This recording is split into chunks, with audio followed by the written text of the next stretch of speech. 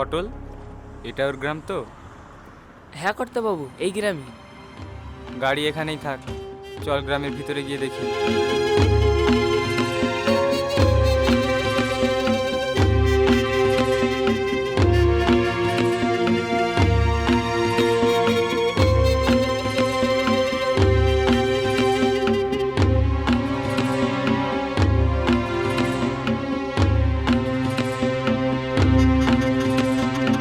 এই যে দাঁড়ান।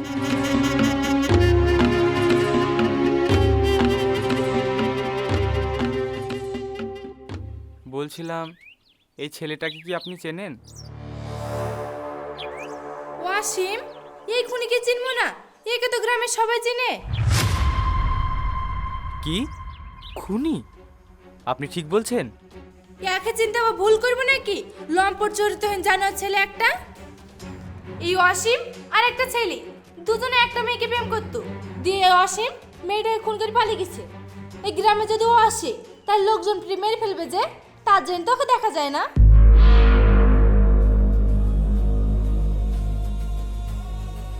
তার মানে এত বড় বিশ্বাসঘাতকতা! আমি ওকে উচিত শিক্ষা দেব, উচিত শিক্ষা দেব। পটল, হ্যাঁ কর্তাবাবু, চলেন।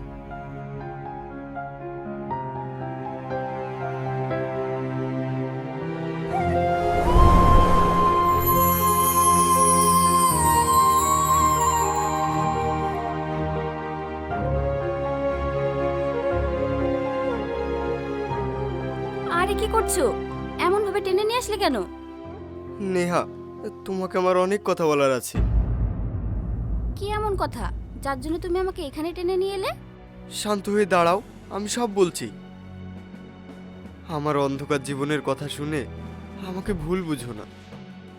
কি বলছো ভালো করে বলো, আমি কিছু বুঝতে পারছি না। তোমাকে আমি অনেক ভালোবেসে ফেলেছি। তোমাকে এগুলো না বললে আমি কোনোদিনও শান্তি পাবো না। তাই তোমাকে আমার ব্যাপারে আজ সব কিছু জানাবো। অনেক চেষ্টা করেছি তোমাকে বলার, কিন্তু আর না। আর আমি তোমার কাছ থেকে কিচ্ছু লুকিয়ে রাখতে পারছি না। এবার তোমাকে সব জানতে হবে। কি লুকিয়ে রেখেছো আমার কাছ থেকে? আর তুমি কি বলতে চাইছো আদিল? আমার অতীতে সব কিছু তোমাকে জানতে হবে নেহা। আমি চাই তুমি আমার জীবনের সমস্ত ঘটনা জেনে রাখো, যেন আমার ব্যাপারে অন্য কারো কাছে শুনে আমাকে ভুল না বোঝো। ছোটবেলায় আমার বাবা মা মারা যায়, তারপর থেকেই সবাই লাঠিচাটা খেয়ে বড় হয়েছি। আমি অনেক খারাপ ছেলে ছিলাম, কিন্তু কখনো কারোর ক্ষতি করিনি। আমি অনেক রাগী ছিলাম। একদিন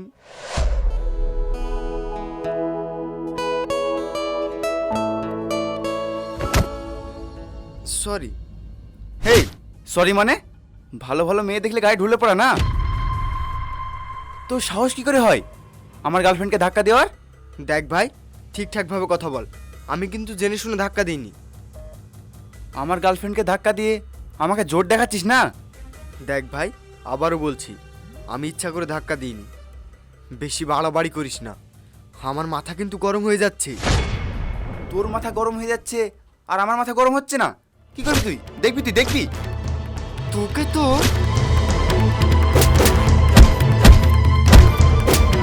এই এই, ছাড়ো ছাড়ো।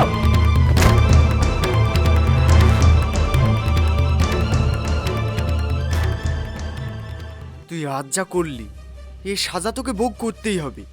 শুধু আজ তোর সাথে মেয়ে মানুষ আছে বলে আমি তোকে ছেড়ে দিলাম। সামনের দিন যেই থাক, তোকে আমি ছাড়বো না।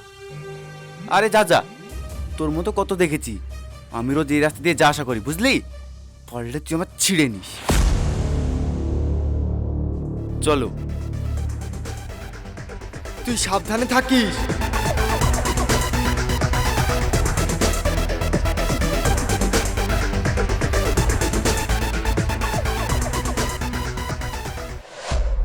এইভাবে বিনা দোষে ও আমার সাথে ঝামেলা করে, তারপর ওর উপর আমার ভীষণ রাগ হয়ে যায়। একদিন আমি রাস্তা দিয়ে যাচ্ছিলাম,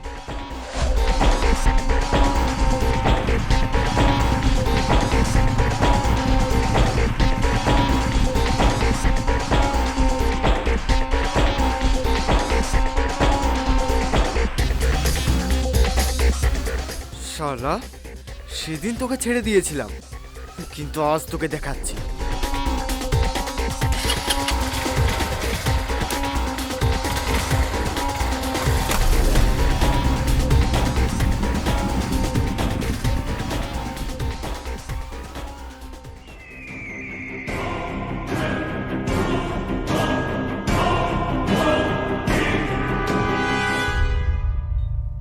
দাদা, আমাকে একটা মেশিন দাও তো।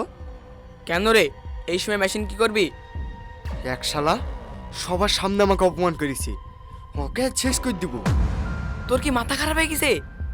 গ্রামের লোক তোকে তো এমনিতেই দেখতে পারে না, তুই তো সবার চোখের বিষ। বাপ মা হারা ছেলে তুই, এখন যদি এরকম কিছু করে বসিস তাহলে যে তোর সারা জীবনের জন্য জেল হয়ে যাবে। তোর কি ভবিষ্যৎ বলে কিছু নাই? আরে দাদা, আমি ওকে গুলি করে মেরে ফেলবো নাকি?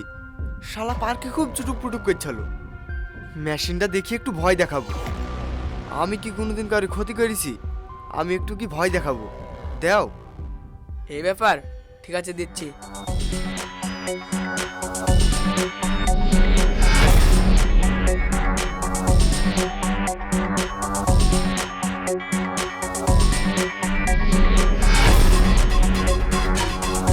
সাবধানে নিয়ে যাস। হ্যাঁ হ্যাঁ দাও।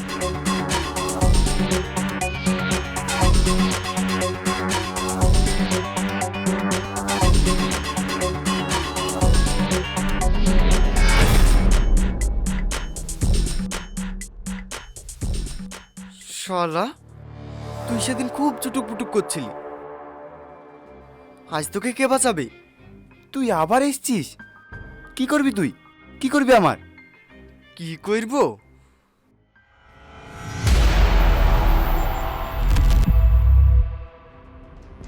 ইয়ে তুমি কি করছো? দেখ, না জেনে আমার ভুল হয়ে গেছে, এরকম করিস না। গুলিটা নামা। হাওয়া বেরিয়ে গেল হিরো, এবার লাইনে এসছিস, তোকে দেখাচ্ছি মজা। ছাড়ো, ছেড়ে দাও, ছেড়ে দাও। ছাড়, ছাড় বলছি। ছেড়ে দে, গুলি লেগে যাবে, ছেড়ে দে।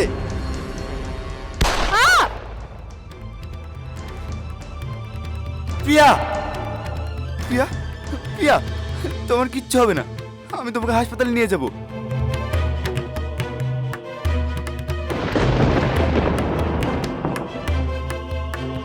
প্রিয়া,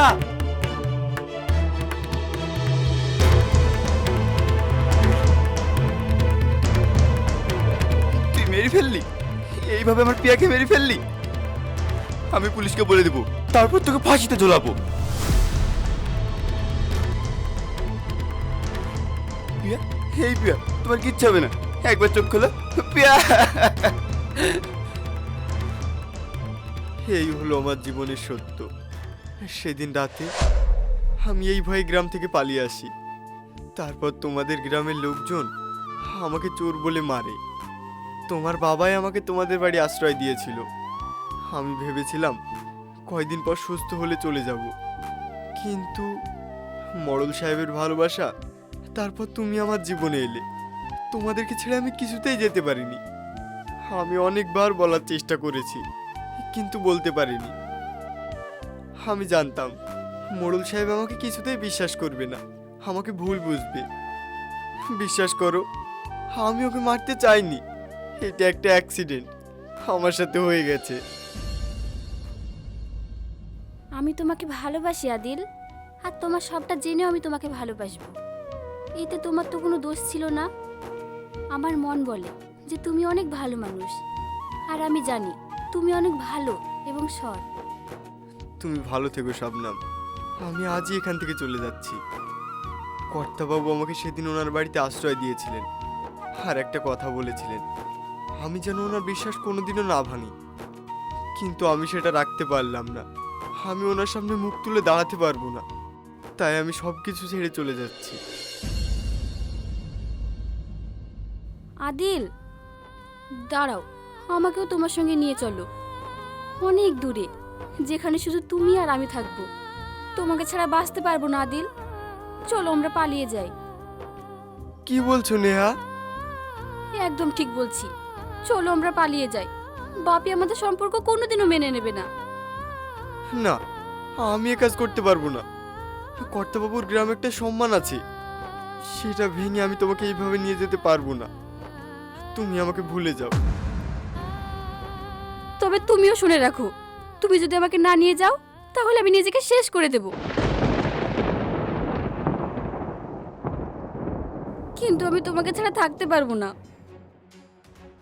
এইসব তুমি কি বলছো? ঠিকই বলছি, তুমি আমাকে নিয়ে চলো। আমরা দুজনে কোনো এক নিরালা জায়গায় অনেক দূরে গিয়ে সংসার করব। প্লিজ নিয়ে চলো।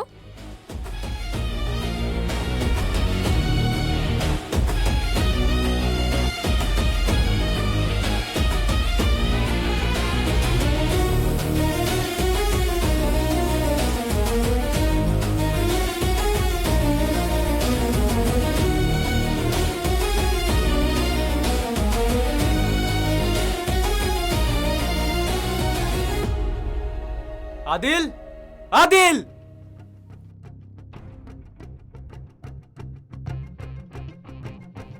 আদিল কোথায়? জানি না, বাড়িতে নেই। তবে তোমার মেয়েকেও খুঁজে পাওয়া যাচ্ছে না, ও বাড়িতে নেই। কি? খুঁজে পাওয়া যাচ্ছে না?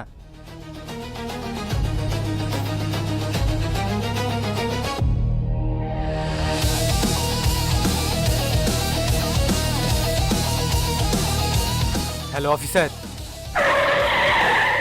আদিল আমার বাড়িতেই ছিল, আমার মেয়েকে নিয়ে পালিয়ে গেছে। আপনি যেখান থেকে পারুন ওকে ধরুন, যেভাবেই হোক আপনি আমার মেয়েকে আমার কাছে এনে দিন। আপনি একদম চিন্তা করবেন না, ওই খুনিকে আমরা ছাড়বো না। ওকে হাতে পাওয়ার সাথে সাথে চরম ধোলাই দেব।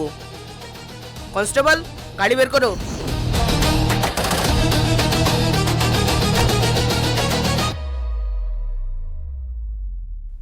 দেখলে, আমাদের সন্দেহ ঠিক ছিল। অ্যারেস্ট করো ওদের।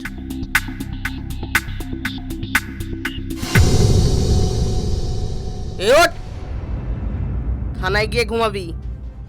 সালা নিজে দেখে কি ভাবিস বলতো? মেয়ে নিয়ে পালালেই ভাবিস তোদের বউ হয়ে যাবে? আর আমরা কি খালি হাতে বসে থাকবো? দু চারটি ডান্ডা পাছায় পড়লেই এ মেয়ে কি, এ মেয়ের চেহারাও ভুলে যাবি। চল থানায়। অফিসার, ওকে ছেড়ে দিন, ও নির্দোষ। চুপ!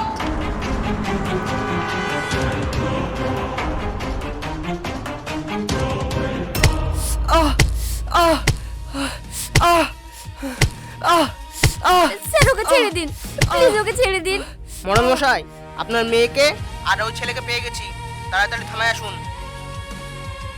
ওই শালা কুকুরের বাচ্চাকে ছাড়বেন না, ওকে উচিত শিক্ষা দিতে হবে। ওর এত বড় সাহস, আমার বাড়িতে থেকে আমার মেয়েকে নিয়ে পালানো। ওকে ধুলাই দেওয়া হচ্ছে। আপনি আসুন, দিয়ে আপনার মেয়েকে নিয়ে যান। আমি এক্ষুনি আসছি অফিসার।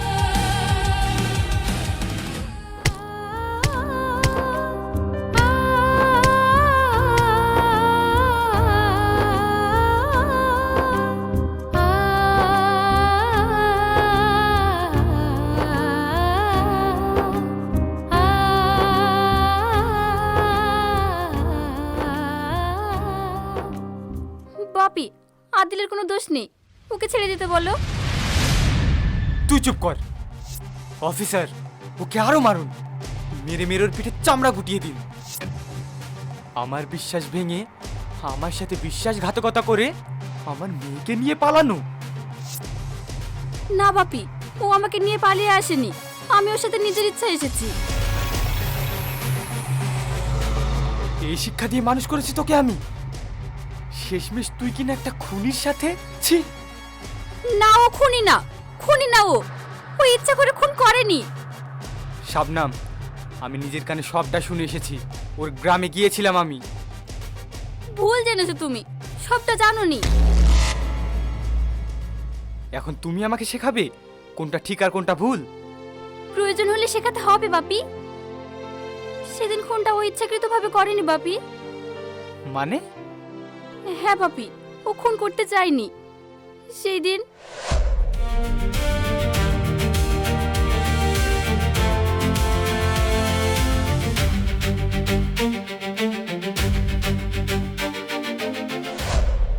কি? হ্যাঁ বাপি, ও বুঝতে পারেনি যে প্রিয়া এইভাবে মারা যাবে। ও প্রাণের ভয়ে এই কথা তোমাদেরকে কখনো বলে উঠতে পারেনি। যদি তোমরা ওকে ভুল বুঝো তাই। প্লিজ বাপি, ওকে ছেড়ে দাও। আমি ওকে ছাড়া বাঁচবো না। আমি ওকে অনেক ভালোবাসি। অফিসার, না জেনে বুঝে আমরা ওর উপর অনেক অত্যাচার করেছি। আমি অনুরোধ করব যে আপনি ওকে ছেড়ে দিন। ওর উপর আমার আর কোনো কমপ্লেন নেই, কিন্তু হ্যাঁ, রাগের বশে এইসব জিনিস নেওয়া উচিত না। দেখলে তোমার একটা ভুলের কারণে একটা জীবন চলে গেল। আপনি একদম ঠিক বলেছেন মোড়ল মশাই, কিন্তু উনি বন্দুক নিয়ে বাইরে বেরিয়েছিলেন। আইনের সাজা অনুযায়ী ওনাকে 2 মাস জেলে থাকতে হবে, তারপরে ওনাকে আমরা ছাড়তে পারবো।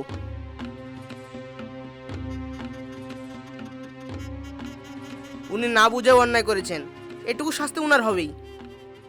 আইনের উপরে তো আমরা যেতে পারবো না। আমি তোমার জন্য অপেক্ষা করব, মাত্র কয়েকটা দিন। তারপর আমরা দুজনে সারা জীবনের জন্য এক হয়ে যাব। I love you.